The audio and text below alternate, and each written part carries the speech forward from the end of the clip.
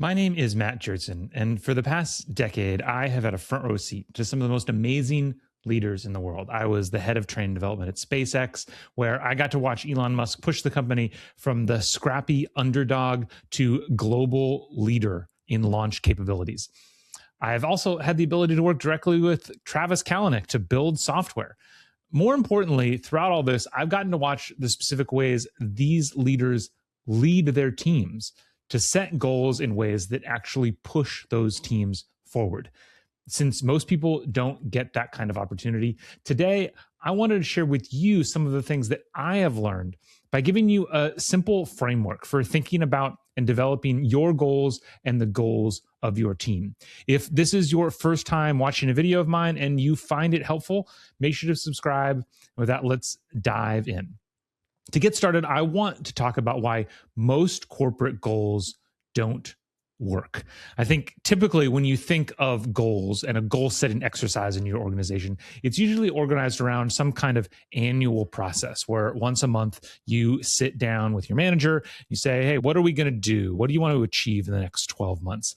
And you pour a lot of effort and energy into it. You get really excited, and then you walk out of your manager's office and life kind of hits you in the face, right? You have a lot to do and you get distracted, you get sidetracked to other things, the world changes.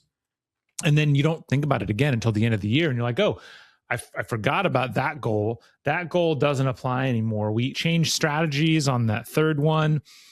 And so the biggest problem that I see with most corporate goal setting exercises is that there's just no match to the actual cadence that the world works in.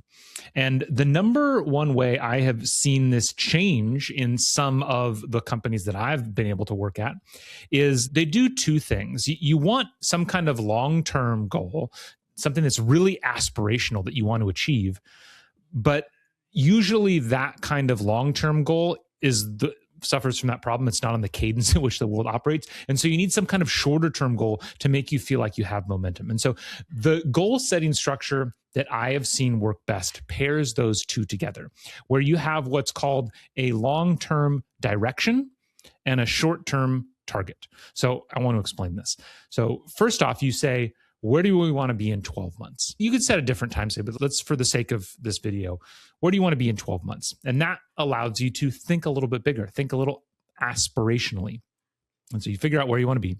Then you say, okay, if that's where I want to be in 12 months, where do I need to be in 3 months in order to be on pace to achieve that in 12 months?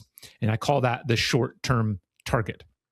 So you have long-term direction, short-term target. The target you get really specific about. You spend a lot of time saying, okay, this is how we're going to measure it. This is how we know whether or not we're going to get there. These are the resources that I need. And then here's the key, is that you then go work. 3 months later, you reevaluate that target. Did you achieve it? Did you not? Do I need to change direction? But then you don't take that and then say, okay, what do we need to do in the next 3 months to get where we want to be in 9 months? You set a new 12-month direction. So the 12 months is the window that just keeps receding into the future. That's why I call it a direction, because it's not something that you ever actually get to. What does this framework do for you? As I said, it allows you to think really aspirationally, right? Big picture, you want to have something to aim at. It allows you to get really tactical, have something that you can measure and go by and say, like, okay, this is what I need to achieve. This is how I need to achieve it. As a manager, it allows you to know how you're going to help your people and how you can hold them accountable. But then that reevaluation phase also allows for things to change. It allows for changes in the landscape, changes in the business strategy, changes in the product, so that you're never holding yourself or the team accountable for this thing that's 12 months from now, because more than likely that's never going to happen.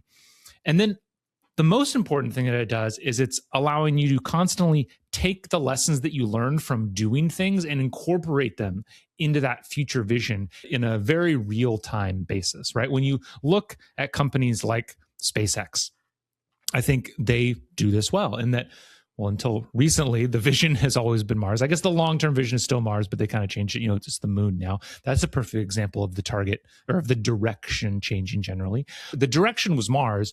They always had ideas of how they were going to get there, but the details kept changing as they learned more and more, right? You learn by doing. So you go out and you have a 3-month target and you achieve it and you learn some stuff. So then you change the vision and then you learn some stuff and you change the vision. You learn some stuff and you change the vision.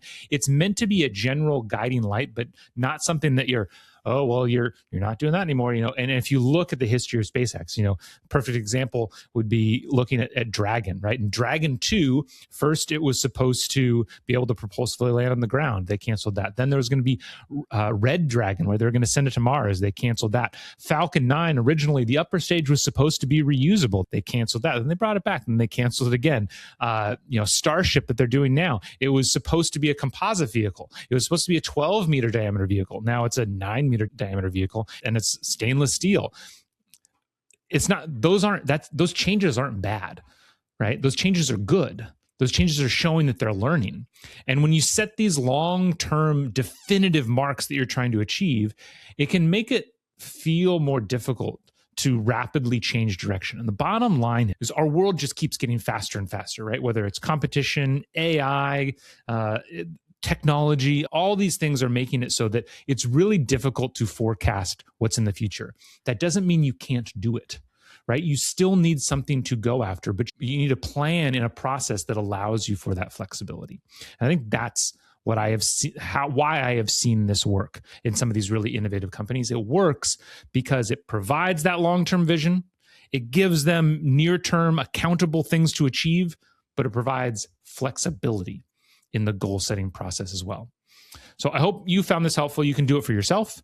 You can do it with your team. I know many of you are probably working inside goal structures of organizations, so there's only so much you can do. But either way, I hope you found it helpful, and I look forward to seeing you next time.